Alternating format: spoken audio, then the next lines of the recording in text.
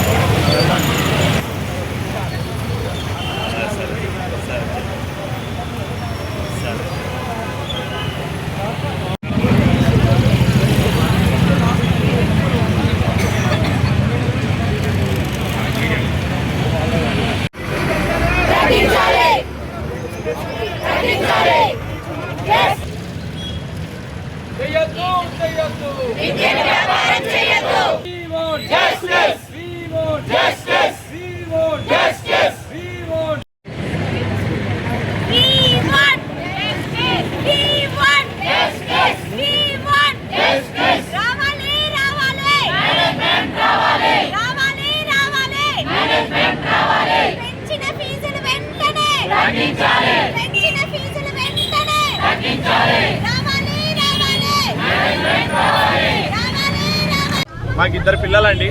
First class నుంచి ఇక్కడే చదువుతున్నారు. ఎల్కేజీ ఇప్పుడు 4th క్లాస్ చదువుతుంది పాప. వాళ్ళ ఎవ్రీ అడ్మిషన్ టైంలో 5% అని చెప్పారు increment every year. But every year 18%, 15%, 25%. ఈ సంవత్సరం 25% ఎక్కువ పెంచేశారు. సో మేము అది కట్టుకోలేము, మిడిల్ పర్సన్స్ మేము. సో మనకి అంత శాలరీస్ కూడా పెరగడం లేదు. మేము ఒకేసారి ఇద్దరికి 60,000 కట్టాలంటే ఈ సంవత్సరము ఎలా కడతాం? మేము మిడిల్ క్లాస్ ఫ్యామిలీస్ కట్టలేము. సో మాకు కంపల్సరీగా 5% మాత్రమే పెంచాలి, అంతకంటే ఎక్కువ పెంచకూడదు. ఇది మా విన్నపం మేనేజ్మెంట్కి. పెంచేది మీకు ఏమైనా ఇంటిమేషన్ లేదండి, మాకు డైరెక్ట్ గా ఎంసీపీలోనే యాడ్ చేసేసారు వాళ్ళు. దాన్ని చూసుకుని పేమెంట్ చేయాలంటున్నారు.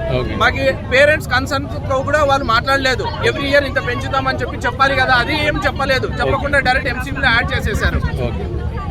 లేట్ ఫీజు కూడా 3,000 రూపాయలు పెంచుతున్నారు ఒకేసారి. ఎక్కడండి, ఎక్కడ స్కూల్ ఫీజులో లేట్ ఫీజు ఎందుకు పే చేయాలి మేము? నమస్తే అండి, మా పేరు బాలకృష్ణ. నేను ఇక్కడ సిద్ధార్థ స్కూల్లో మా పిల్లల ఫీజు గురించి మేమందరం ఇక్కడ ప్రొటెస్ట్ చేస్తున్నాము. ఇక్కడ ప్రొటెస్ట్ ఏంటంటే వీళ్ళు ఒక స్ట్రక్చర్ ప్రకారము ఫీజులు పెంచట్లేదు. మేజర్గా ఏంటంటే 5% మాకు పెంచుతామని స్టార్టింగ్లో చెప్పిండ్రు, కానీ దాని ప్రకారం పెరగట్లేదు. ఇంకోటి ఏంటంటే తెలంగాణ స్టేట్ గవర్నమెంట్ చాలా విషయాల్లో ముందుకు వస్తుంది. ప్రైవేట్ స్కూల్లో ఫీజెస్ గురించి నియంత్రిస్తామని చెప్పేసి చెప్తున్నారు. కాకపోతే ఇక్కడ ఈ సిద్ధార్థ స్కూల్లో మేము దగ్గర 300-400 మంది పేరెంట్స్ ఇక్కడ వచ్చి ప్రొటెస్ట్ చేస్తున్నాము. మేము మేనేజ్మెంట్కి లెటర్ ఇవ్వడం జరిగింది, ప్రిన్సిపాల్ని కలవడం జరిగింది, తర్వాత పోలీస్ వాళ్ళకు యంత్రాంగానికి కూడా ఇన్ఫర్మేషన్ ఇవ్వడం జరిగింది. ఇలాంటి ఫీజులు పెంచుతున్నారు. 30 నుంచి 20%. ఇద్దరు పిల్లలు ఉన్న వరకైతే మోర్ దెన్ 20% ఫీజు అనేది పెరగడం జరిగింది.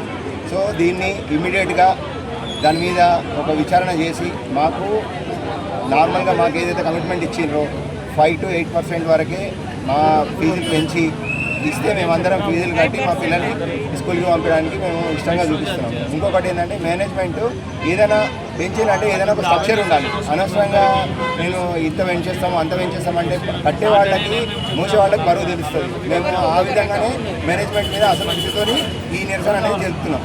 మేజర్గా ఏంటంటే మీరు ఒక డిస్కషన్ అనేది జరిగితే దాని మీద ఏమైనా ముందుకు తీసుకోవడానికి మేము అన్ని రకాలుగా రెడీగా ఉన్నాము. ఓన్లీ ఏంటంటే మేనేజ్మెంట్ ముందుకు వచ్చి మాతో డిస్కస్ చేసి మేము ఎందుకు ఇంతవరం ఫీజులు పెంచిండ్రు. యాక్చువల్గా 2019కి ఇప్పుడు కనుక పోలిస్తే మేము 44,000 స్టార్టింగ్లో పే చేసినాం. ఇప్పుడు పే చేసే పరిస్థితికి వచ్చేసరికి 80,000కి వచ్చింది. అంటే 2019కి ఇప్పటికి 8 సంవత్సరాల దగ్గర డబల్ ఫీజు పెరిగింది. అంటే అన్ని రోజులైనా మా జీతాలు పెరగలేదు కదా, మా జీతాలు పెరగలేదు, మేము కట్టాల్సిన ఫీజులు అంతగానం పెరిగితే మేము మాత్రం మా పిల్లల్ని ఎలా చదివిస్తాము? ప్రైవేట్కి వచ్చినామన్న ఉద్దేశంతో మొత్తం ఇష్టం వచ్చినట్టు మాకు ఇట్లా ఫీజులు పెంచుతాము, ఎవరు పట్టించుకునే వాళ్ళు లేరు అన్నట్టు బిహేవ్ చేస్తే మాకు మంచిగా అనిపిస్తలేదు. సో దాని విషయమే అందరికీ మీడియా సమక్షంలో చెప్పి అందరికీ అలర్ట్ చేస్తేనే మీరు వింటారన్న ఉద్దేశంతో మేము ముందుకు వచ్చి చెప్తున్నాం. ఇంకొకటి ఏంటంటే కొంచెం ఈ కలెక్టర్ కానీ తర్వాత యంత్రాంగం కానీ ఈ విషయం కొంచెం గమనించి దీని మీద ఇమీడియట్గా ఒక యాక్షన్ తీసుకుంటే బాగుంటుంది అనేది మా విజ్ఞప్తి.